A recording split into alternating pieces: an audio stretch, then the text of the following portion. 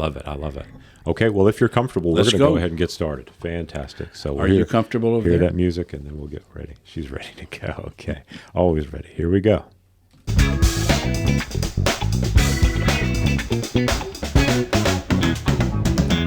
Hello and welcome to Morning Fuel. I am your host, John Bundy, and you are here because you believe in the power of the spoken word and its ability to change lives, and that by sharing our stories, we can help others to overcome challenges that they cannot overcome on their own. Whether it's a victory you need to win in business or in your own personal life, you understand that the answers can be found in listening to others who are willing to share their stories, knowing that their story ultimately doesn't belong to them. All right, today's guest, operating from a firm belief that what he is currently doing is what God prepared him for. When asked what his favorite aspect of his business is, he replied, watching people remove their self-induced limitations and succeed in life. His methods for keeping productive involve speaking, writing, small group retreats, and online programs. Advice he gives to others aspiring to succeed as a business owner is feed the 3 Ds: desire, determination, and discipline. One thing that he desires others to know about himself is this: he lives every day to have a positive presence that is present when he is not present. Help me in welcoming to the Morning Fuel podcast family. Founder and star of the monthly virtual seminar focusing on strengthening an aspect of your life that is vital to moving your life forward with clarity, filled with thought-provoking material, and provides you with the insights that will bring strength to your life. Owner of Richard Flint Seminars, Richard Flint. Good to see you, sir. Good to see you. Welcome, and thank you for having me on your show. Man, you are welcome. I've been excited about this, and you had called earlier and asking if it was video recorded, and I was really hoping you'd wear that bright shirt, man. I'm excited. I'd have been disappointed if you hadn't. So good to see you. Good to see you. Well, one of the big things that I and my listeners really, really love are the origin stories. You know, how Clark Kent became Superman. So we want to know how Richard Flint became the Richard Flint. What were your beginnings with starting with speaking? Well, and you are right, John. All of us have a story, and that story becomes whatever we live. And so many times people, they don't understand their yesterday, so they don't understand the story of their life. I was born in New Orleans. If you ask me about my real dad, I can't tell you anything. If you could see my birth certificate where it says father, the name is blank. My natural mother was a prostitute in New Orleans, and I was something she didn't want. So when I was 2 weeks old, I was given away, and I was adopted into a home where the only reason I was adopted was because my dad wanted a son. My mother never wanted me. 3 sisters, none of us are real brothers and sisters, all adopted from different families. And my mother used to let me know every day that she didn't want me because there was hardly a time when my mother didn't say 1 or 3 statements to me. You're the stupidest kid I've ever met in my life, or you're never going to amount to anything in life, or the one that would rip my heart out, I am sorry we ever adopted you. Wow. And my greatest day will be the day when you're no longer in my house. And, you know, when I was growing up, like my birthday's next week, God knew I didn't have a sense of, that I don't have that really deep sense of humor and understanding to some things. So he gave me the easiest birth date in the world. I was born 2/3/4/5. Okay. And so my birthday is actually next week. Happy birthday, sir. Well, thank you very much. But when I was growing up, I never had a birthday cake. My sisters did. Wow. But at Christmas, we'd come down and there'd be presents under the tree, but there was never anything for me, just for my sisters. And my mother showed me in every way possible that I was not welcome in the singular pronoun, her home. Right. Did you ever get an understanding growing up or ever as to what was causing that in her? Why she was, coming with that sort of attitude? Not really, but I grew to understand that it was her way of making a statement about herself. Right. One of the statements I'm known around the world for is just three little words: behavior never lies. And that the essence of truth is not what someone says, it's what they do. And when I was 16 years of age, when I was 15, I was told that if I was to stay at home, I had to pay room and board. So I got a job, and I'd been 16 for 2 weeks and called my dad to come get me. I was working at an IGA grocery store in Ardmore, Oklahoma. And my dad drove up in front of the car, in front of the store, just like he did every night. And this time he opened the car door and leaned across and he said, "Wait a minute." And when he stepped into a street light, I knew what was happening because my dad was carrying a suitcase. And he walked over where I was standing, and the suitcase was set down. And my dad had told me that that night my mother had made the decision I could no longer live in her house. And my dad hugged me, and you could tell by the tears in his eyes that this was really tough for him, but he didn't know what to do. Right. And told me, "I love you very much," walked back, got in the car, and drove off. And I was left standing there. And finally told myself, you can't spend the rest of your life standing here. So I went into downtown Ardmore, Oklahoma. I got a room in the Hotel Ardmore. John, I went up to the 7th floor where the room was and opened the door and never turned the lights on. Dropped the suitcase and walked across the room and opened the window. No screens, and crawled out and sat on that ledge. And had to make a decision. Do I live or do I die? Oh, wow. And I understand the nature of anyone who can take their own life, because the only person that could ever take their own life is a person who feels that if they weren't here, they'd never be missed. And I figured that night if I jumped, my mother would win. And I wasn't about to give that lady that victory in my life. Sure, good thing you had that thought. Wow. Yeah. Wow. And, God is really interesting, because the next morning I picked up the phone and I called a gentleman who his 2 children were my best friends. And I told Troy what had happened. He said, "You wait there. Don't leave. Don't do anything." And about 30 minutes later, he's in my room, and for 3 hours we talk. And he finally just asked me, "What are you going to do?" And I said, "I'm not going back there." So Troy helped me find a room with a lady who was the editor of the daily newspaper. And I paid her $5 a week to live in her house. And every day I would get up and I'd go to school and I'd go to work. And I'd come home and I'd sit at a table in her kitchen till I couldn't keep my eyes open doing my homework. And then I'd go and I'd crawl in that little bed in that little room, and I would almost cry myself to sleep because of the fact that every human wants to feel loved. Yeah. And one of the things I know about people is that the number one thing that a human life wants to know is that they matter. Right. And during my journey in life, I have found that the thing that pulls people apart the most is when the word love takes on the word used. And, from there I went to college. I went to college on scholarship, so I could go. I went from there to seminary in Fort Worth, Texas, and got my master's in counseling, my PhD in philosophy. And then I went from there to teach at Ohio University, and then was offered the chair of philosophy at Wayne State University in Detroit. And while I was there, the university paid for me to get my PhD in psychology.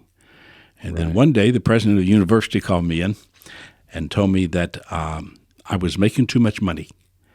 And they wanted me to donate 18% of my salary back to the university. Wow. And I told him, it's not an issue with me. You can have the whole salary, because I'm not coming back. And 2 weeks after I had resigned from that, I got a phone call one day from a gentleman by the name of Dr. Just Moody, who was pastor of First Baptist Church in West Palm Beach. And he told me, he said, "Richard, don't know you, never met you, but there's some guys on this staff that said I should call you. We're looking for someone to run our counseling division here in the church." This was a huge church, about 10,000 members. Right. And so for basically 4 years, I ran that counseling center. And then one day, we had 3 men in the church who decided they wanted to run the church. And I was in Dr. Moody's office when they came in one day and told him, "If we can have your sermons on Thursday night to edit them before you preach them on Sunday, we'll double our tithe." Wow. And I'd never seen Dr. Moody mad, but he actually threw him out of his office. Right. And that began the destruction of that church. Wow. And when it was time for me to go, there were 17 of us on the church staff, and I was the last one to leave. And there was a gentleman in the church a man who understood the word stewardship, which in the Greek is a phenomenal word of being accountable for. Right. And he offered me the opportunity to run a counseling center where people could come free. And so I ran that for a few years, and I wrote some magazine articles that got some international attention and started getting groups that would ask me to come and share my philosophies and my teachings with them. And I love the counseling center. I love one-on-one. I love working with people one-on-one. But I would go and do a presentation, come back, and I'd tell God, I don't know what I'm supposed to do with my life, and the phone would ring. And it would be someone asking me to come do another presentation. And for a year and a half, I struggled with that. And then one day I decided this was the once-in-a-lifetime opportunity that God had for my life. And for basically the last 35 years, I have traveled this world from one end to the other, just sharing my research and my insights with people. Right. And I only want three things for people. And I want them to be better. One of the things I've learned is that most people trap themselves in their circle of sameness because of fear. And, we're here to have an abundant life. But fear puts it in a self-constructed cell. Right. And I know that from the day you're born to the day you die, you'll fight 6 fears. The fear of the unknown, which is huge today. Sure. Absolutely huge. The uncertainty in this country today is paralyzing. The fear of abandonment, not having anyone in our life. The fear of rejection, which in reality, I couldn't reject you if I wanted to. Rejection is what you tell me to do with you. Right. And then the fear of failure, which is huge with most people because we teach failure wrong. I believe that all emotions travel in threes. And when I study the scriptures and when I really look, every time I study the life of Christ or I study teachings, I see the triangle. And we've taught for years success and failure. Right. So success is the positive, failure is the negative. So I don't want to fail. And so I can't understand what failure is. Right. And then we don't want to do anything that we could possibly fail at because we're afraid of that. Yeah. And then I understood the third word that's not taught, and that's defeat. Defeat is when you give up.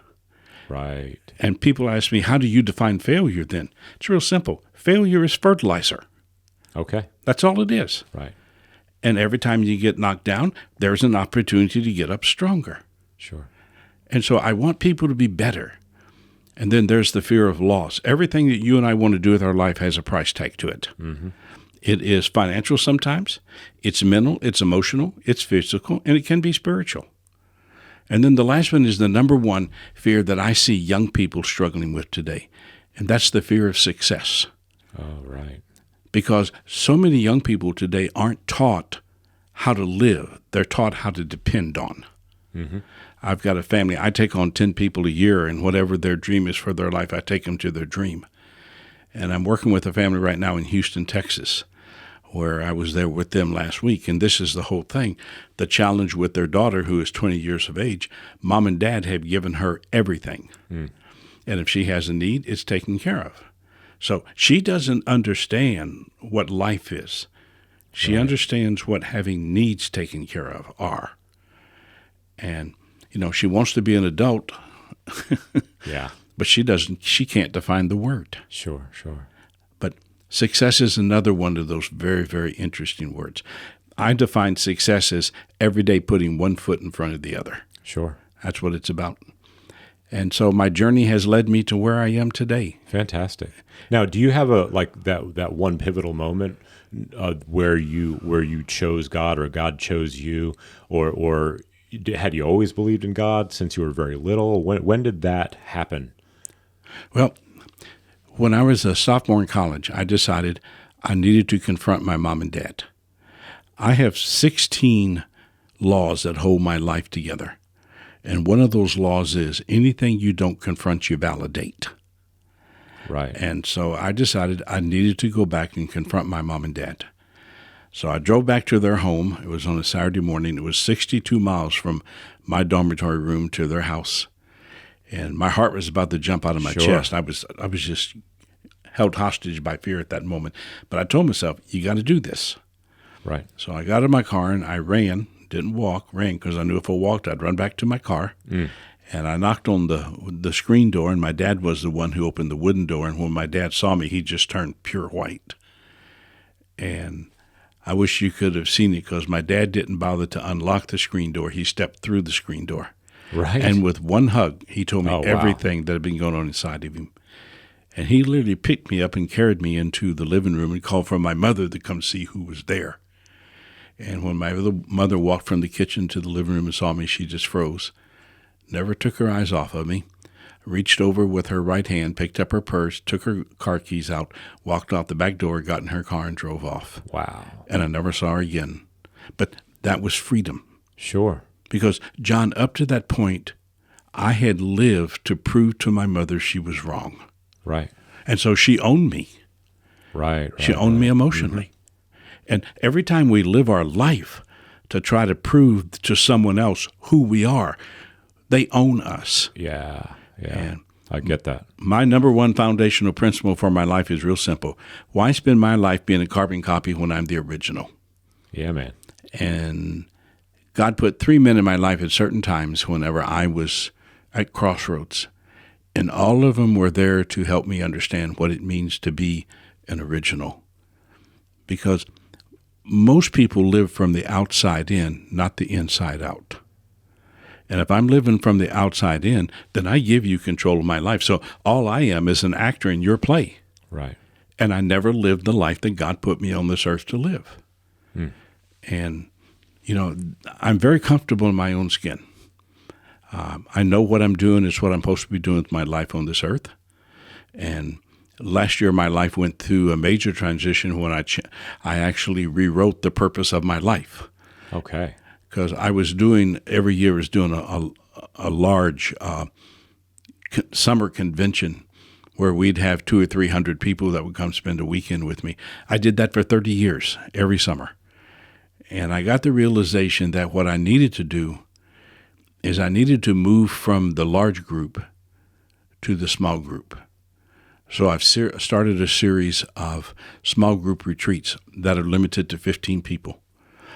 We've done 5 so far, and we got one coming up Valentine's weekend. We're doing a couples retreat where we'll have 15 couples that are there.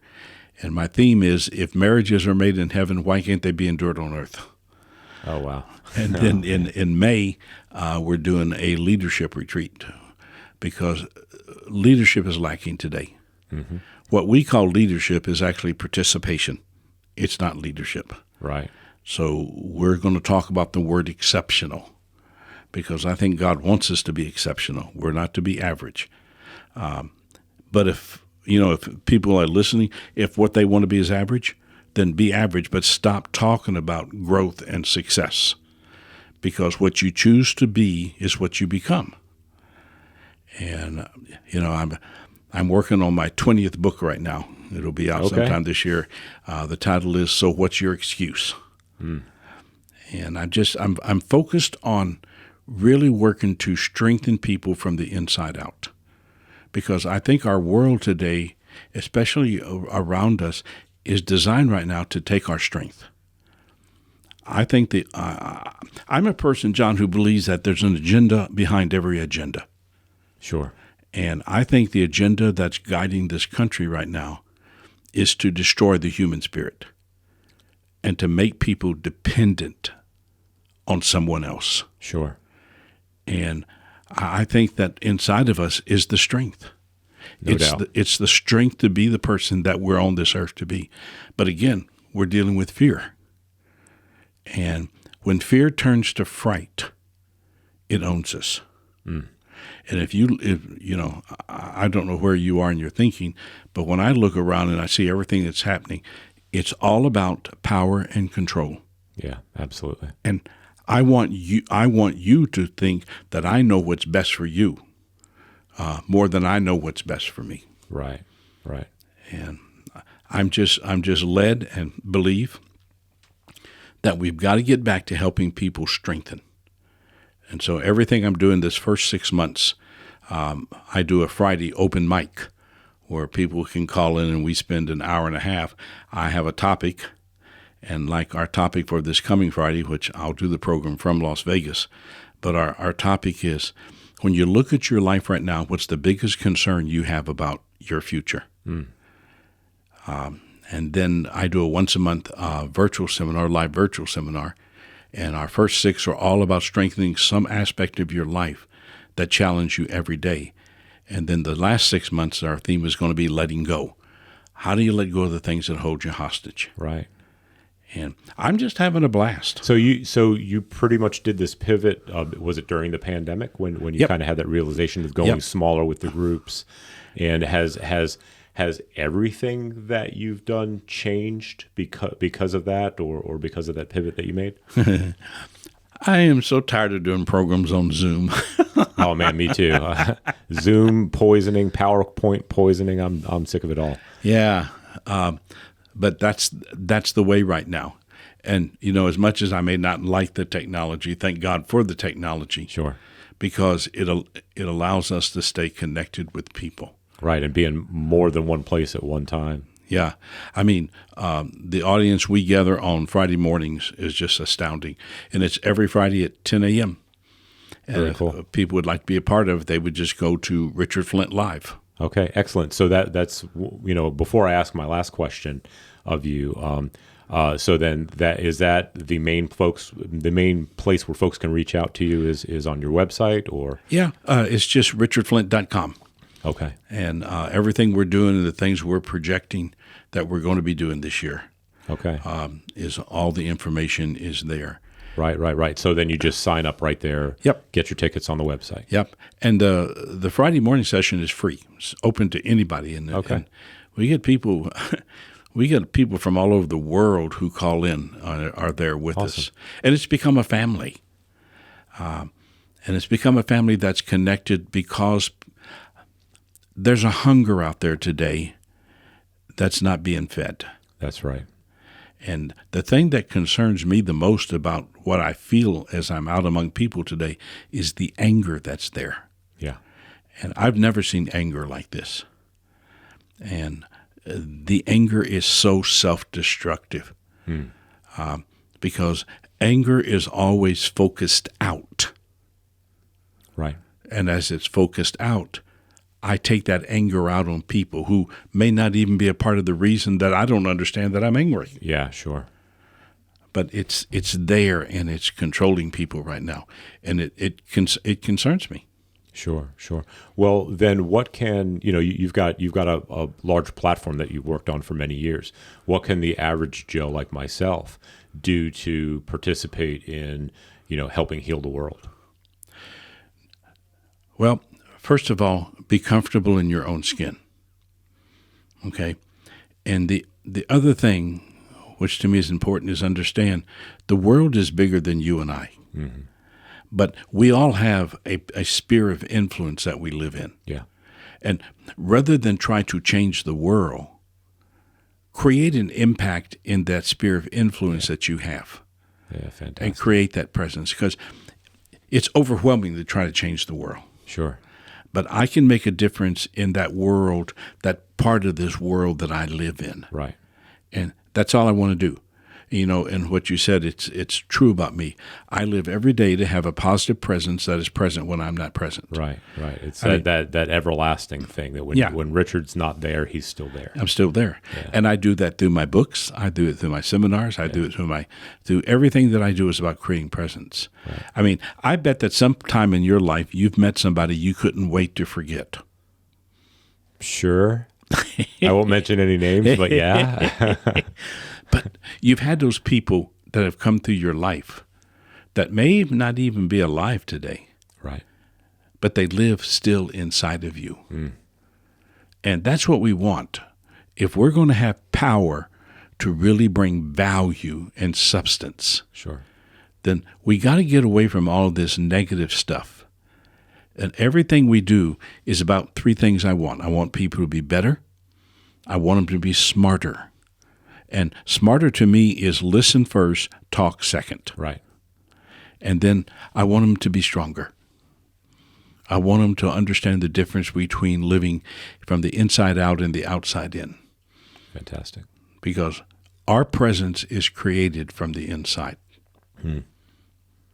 Yeah, great. Well, final question for you. First of all, it's been an honor having you on. Meeting a new friend, and you're not one of those guys that I want to forget when you go away. I hope so. not. Might want to hang out a little bit more. But so, what does as a business owner, entrepreneur, what does Richard Flint need most right now? I need to understand it. Anyone who owns a business today needs to understand this, that the business as we've known it will never come back to what it was. That's not going to happen. And I get so many people who talk to me about, when business comes back, and I tell them it's a new world. Right. And they need to have 3 A's in their life. They need to be able to adapt, which is not easy. Because most people fight change because they don't see it as improvement. They see it as the loss of something. But the purpose of change is to open our minds to see the areas where we can expand and improve. And seeing how to adapt is easy. It's the second A that causes sometimes the stress. And that's after I adapt, I've got to adjust. Right. Which means I got to sit down alone with me and I got to look at what is, and I got to figure out, if I'm going to achieve this by adapting, what are the adjustments that I'm going to have to make? And that's a behavioral thing. Sure. Because that's where the work starts. Yeah. And you got to do it, first of all, by yourself. Because you got to figure out what's the purpose for this adapting. What is it I'm looking to achieve? And if I can get that in place, then I can say, okay, here are the adjustments that will take me to my third A, and that's in aligning with this new process. Okay. And that's what we have been doing for the past 2 years. All right.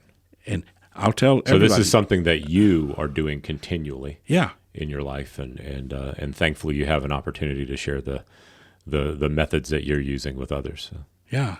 It's because if you can adapt, adjust, and align, you remove the self-imposed limitations. All limitations are self-imposed. Right. Basically, because fear turns to fright, which freezes us into a circle of repetitive behavior that I become comfortable with. And I just have this outer feeling that I can't step out of this. So what do? I create an unknown rather than an adventure. Wow. So fantastic information. So what's next? Where are you headed? You said you're headed to Vegas. Are you headed? I'm headed to Vegas tomorrow morning early. Okay. I'll be out there for the rest of the week with a group of people with the convention that I'll be speaking for. And then next week I will be in Tampa. I will be in Destin, Florida, and then I'll be in Atlanta. Great. Really great to meet you. Look forward to hearing more and following you on social media and getting over to your website, visiting one of those Fridays. That would be great. Yeah, every Friday, 10 a.m. And again, my website is real simple. It's richardflint.com. And I'll offer this to your listeners. Okay. If you're struggling with anything in your life that you don't know how to handle, send me a synopsis. Just richard@richardflint.com, and I'll give you a sketch of how to deal with it. Fantastic, man. If God's given me one gift, it's the ability to take what looks confusing to you and show you the pathway to clarity. Just richard@richardflint.com. And just know it might take me 2 or 3 days to get back to you. Sure. Because of the volume of emails that I deal with. And I answer all my own emails. My staff never touches my emails. Fantastic. Yeah. Fantastic. Well, Richard, pleasure. And thank you. Look forward to hear more about your exploits. Thank you. Appreciate you having me on. Great, man.